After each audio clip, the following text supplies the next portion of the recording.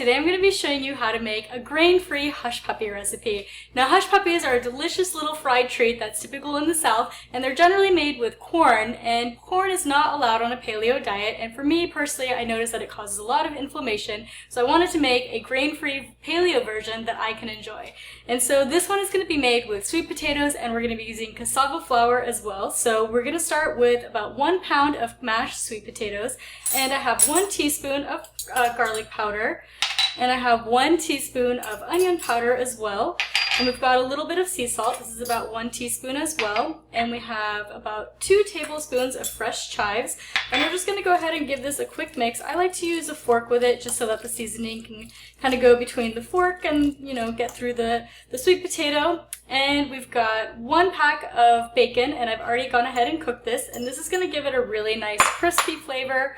And we have some sauteed white mushrooms as well. So this is about 8 ounces, about half a pack of a traditional mushroom box.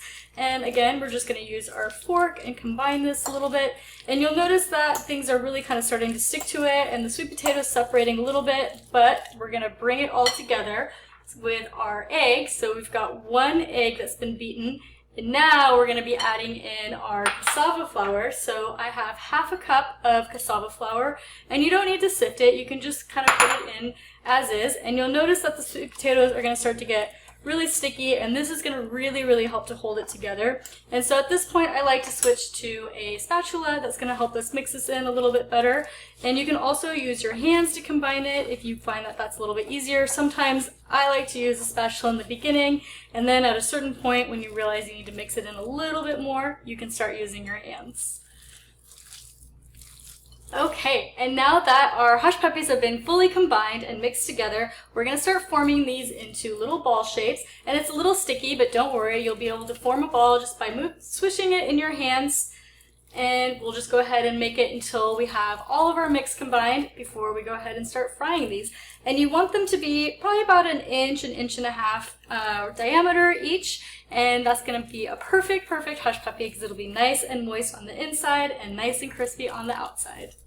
And now that we have our hush puppies formed, we have about 10 balls that we were able to make from the 1 pound of sweet potato mix. And we're going to go ahead and start frying these.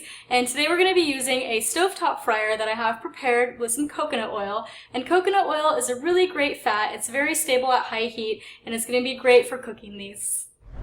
Now to cook our hush puppies, we have our deep fryer heated over medium heat with our coconut oil. And once it starts to simmer, you can go ahead and raise the basket and place the hush puppies into the basket and dip them into the fryer, and it'll take about 4 to 5 minutes for them to cook. And once you pull them out, you can use a slotted spoon to remove them from the basket, and go ahead and set them on a prepared dish that has a paper towel on it so that any of the excess oil can drain, and let them cool completely before serving them.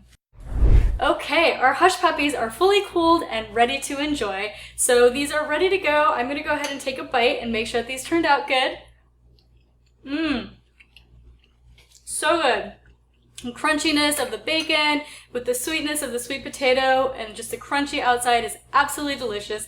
You're going to love these. You're not even going to miss the hush puppies with the corn with this recipe. You can get this recipe on my blog, thetrailtohealth.com, and you can also get other delicious and healthy recipes in my cookbook, Wandering Palate, which is also available on my website and Amazon as well. I hope you enjoy the hush puppy recipe.